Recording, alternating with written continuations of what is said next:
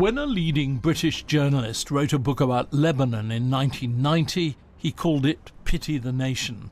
And it's true that Lebanon's history since the more stable days of the 1960s has indeed been pitiable. Its own complex political structure is rickety and deeply insecure, the stuff of civil war.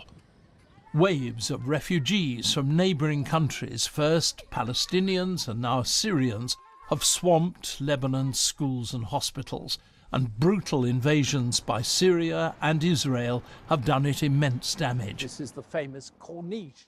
When I was in Beirut recently, I was shocked by the number of beggars on the streets, people who've been forced out of their homes in Syria by the civil war there. Now, perhaps unsurprisingly, a backlash against the refugees is growing in Lebanon. I spoke to Karine Torbey, the BBC's Beirut correspondent. There is absolutely no end in sight for this crisis. Lebanon is already overwhelmed with its own problems, which are massive.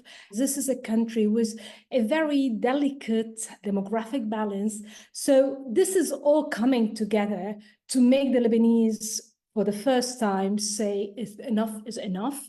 Is it important that these refugees, 1.5 million of them, are from Syria, a country which has, of course, dominated Lebanon from time to time, and there's been a lot of bad blood between them? The Syrian army was in Lebanon up until 2005 when they withdrew, and some of the Lebanese consider that Lebanon was under Syrian occupation, while others think that Syria is a friend and was here to help Lebanon.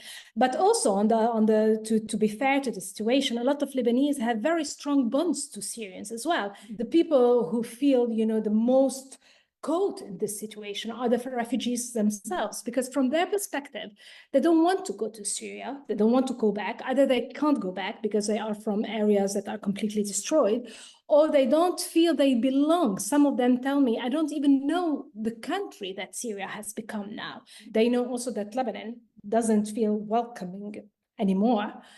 And they feel there ideally, they will want to go to Europe, to the States, to any, third country. And of course, the population of Cyprus has swelled quite considerably, hasn't it, as a result of refugees going there? In the last year, and according to the Ministry of Interior in Cyprus, the number of illegal immigrants who left from Lebanon to Cyprus has increased 27-fold. Cyprus said, I can't take any more. And what they did, they came to Lebanon to tell Lebanon that you have to help us crack down on this movement of illegal immigrants. And they might, discover that the only way to do this is probably to work together rather than each one blaming the other.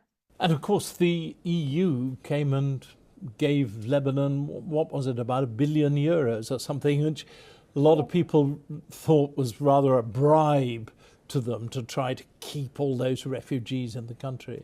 Absolutely. This has backfired and backfired tremendously against the Prime Minister. He was accused of, playing the European game of, just take some money and keep the refugees in Lebanon, be the kind of, the Coast Guard of Europe. And it has only contributed to fuel the tension. Lebanon is such a fragile country. Do you yourself think that Lebanon can survive all this? When you speak to the refugees, you feel that there are so many stories that are extremely heartbreaking, and you just wonder, why can't it be that they're just staying here, they're living here, they're not hurting anyone? Why can't it just people seeking normal life?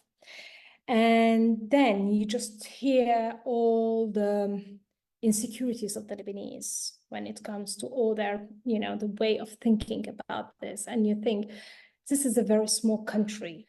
And then you see people telling you, bigger countries, wealthy countries, they're not accepting to take any of this burden, and they're trying to lecture us about what we should do. So, states, societies, they imitate each other. And at the moment, in the general feeling around the world, there is this anti-refugee, sentiment. It is not helping. And this is making all the insecurities of the Lebanese becoming, even worse. 20 years ago, the BBC's security correspondent Frank Gardner was filming in Saudi Arabia with an Irish cameraman, Simon Cumbers, when they were attacked by a group of Al-Qaeda gunmen. Simon was killed. Frank was lucky to survive and was